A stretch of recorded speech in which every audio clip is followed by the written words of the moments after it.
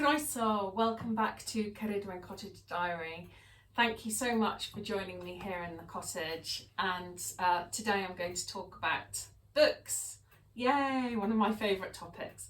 As you can see, it's just me, I'm afraid, no Daisy.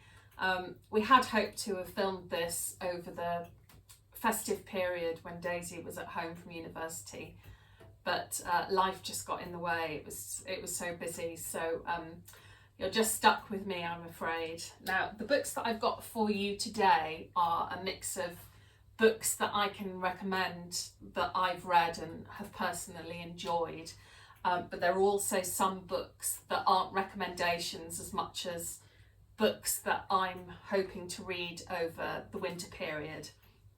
So they're all books that I think, for one reason or another, are suitable for reading at this time of year. So, but basically sort of January, February time. So I'm sorry I haven't got it out to you earlier, but better late than never. So the first one that I want to recommend is called The House of Frost and Feathers by Wiesebron. I'll bring it up to you. Hang on. There we go. Nice cover, isn't it? Lovely. So this is basically says it's a luscious retelling of the classic Slavic Baba Yaga fairy tale. So Baba Yaga was that sort of witch that lived in the little hut with the sort of chicken legs, if you remember that story, if you've heard about that. So yeah, this sounds really interesting because I love Slavic folklore. And the reviews are very, very good on it, so I'm really, really interested to hear it. So I'll tell you what the blurb says, shall I? Marisha's time is running out. She's already lost her family to the sleeping plague, and she fears she'll be next. Penniless and desperate for protection, Marisha is forced to accept a job as apprentice to the notorious Koldunya sorceress Baba Yaga. So yeah, I think it sounds really, really good. Sorry, not Baba Yaga, Baba Zimmer she's called in this. I assume that's Baba Yaga, but I don't really know. But yes, it says it's a really, really good retelling of the folklore about Baba Yaga. So I'm very keen to read that. It says rich with folk magic on the back. A haunted dreamer, a sorceress and her bitter apprentice, a plague that could end them all. Right, the next book that I want to talk about, again, these two books I haven't read. I'll show you the cover. Another beautiful cover. So this is called The Natural Gardener by John Harris. I'm interested in this because it's a guide to the ancient practice of moon gardening. Now, I do some moon gardening, but I'm very interested in reading a book upon it. And this guy is from Cornwall. He was born and brought up in Cornwall, lives there now. Apparently on, I think it's Radio Cornwall, he's got a gardening show. And yeah, he's basically talking about his approach to gardening by the phases of the moon, and the successes that he has, what the successes are, and exactly how he goes about it. So even though obviously it's a book about British gardening, I'm sure it's transferable to wherever you are in the world. So yeah, I'm really, really excited I've been desperate to start reading it, and hopefully this weekend I will get a chance to. But yes, it does sound really, really interesting. Now, the next book is one that I can recommend because it's one that I've read, and I read it to Daisy when she was little. This is actually the first of 4 books. Let me come close again so you can see. Oh, it's a bit of glare. So this is called The Steps Up the Chimney by Corlett, and it's the Magician's House quartet. So as I say, it's the first of 4 books, and it starts off in December. and it's basically about 3 children that go and stay with their uncle and his uncle's partner in a big old house that they're doing up on the Welsh English border, sort of near Herefordshire way. And it's basically the sort of the magical adventures that they have there. I think it's absolutely beautiful. There was a TV series as well, which I think you can watch on YouTube, but I don't. It's quite a good series, but I don't think it's quite as good as the books, as they often aren't. So I really recommend it. I just loved it. I found it incredibly magical. There's sort of shape shifting in it, and there's what do you call it? Had a complete blank.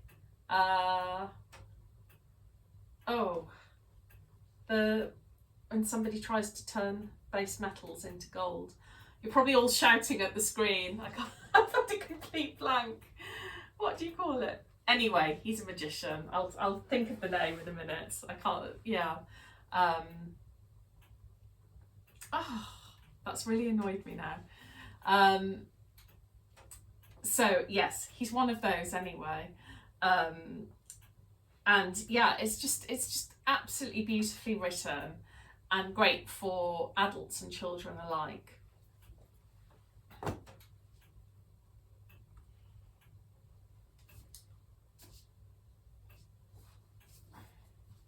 The next one is one that I haven't read yet. Another lovely cover though, look at that, beautiful. Oh, and this is called Raising Hare by Chloe Dalton. And this is basically a true story. It's about a woman that finds a baby hare, a leveret, and cares for them. So it sort of starts off about February time, I believe. I don't know anything about it other than that, basically. So I absolutely love hares. They're one of my favourite animals. I find them utterly enchanting. So I'm really looking forward to reading this. Basically, anyone who's anyone has left a review about this book. I'm just looking at the back here, the testimonials from Angelina Jolie to Catherine Rundell, Michael Morpurgo, the Times. Yeah, everybody is raving about this. Chris Packham. Yeah, everyone's saying how incredible this book is. So I really can't wait to read it. And yeah, if you like reading about natural history and things, then I think you'll probably enjoy that one as well. This one here is also a book that I haven't read yet. So it's called 15 Wild Decembers by Karen Powell. It won the Sunday Times Best Historical Fiction Book of 2023, so I'm a little bit late to the party. I think quite a few of these books are a few years old, but better late than never. So this is basically, she's written a novel about the life of Emily Bronte. So yes, there's obviously going to be a lot of artistic license within the book, but yeah, again, the reviews are astonishing. You know, everybody seems to rave about it. I mean, that doesn't necessarily mean that you will like it, but yeah, it sounds really good, and I think it starts in February, which is why I thought it would be a good read for now, even though it's called 15 Wild Decembers. I absolutely love the Brontes. I love Haworth, where they live. Daisy and I went to visit their house a few years ago. It's beautiful, stunning, wild landscape, which I definitely associate. I associate Wuthering Heights and the Yorkshire moors and things with sort of wild January and February days. So I think this will be a really, really good read while I'm sitting next to the fire.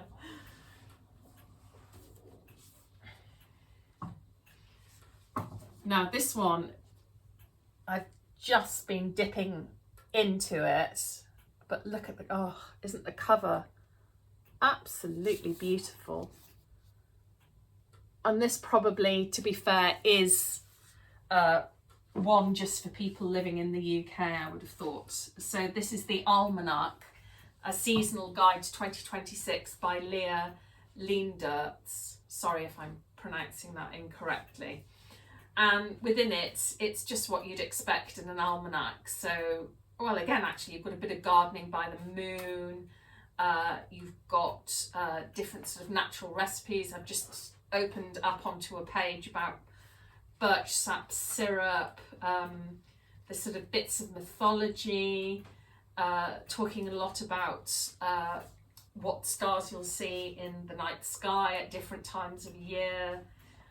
Yeah, it's just, I absolutely love seasonal things. I love things about nature and I love seasonal things. And this just, yeah, encapsulates it all really. So I think I will just adore looking through this. There's even little songs about the different times of year. It's lovely. I mean, on the back it says, reconnect with the seasons in Britain and Ireland with this month-by-month guide to the world around us, including tide tables, sunrises and moon phases, woodland skills, tree IDs, foraged recipes, and more.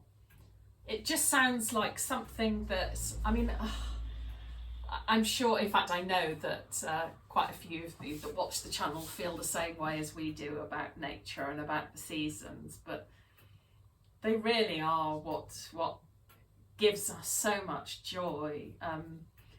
Yeah, to sort of feel the wheel of the air constantly turning and to just enjoy and find the beauty in every time of the year. I wouldn't say that winter is my favourite season, but I have learnt to appreciate it and love it.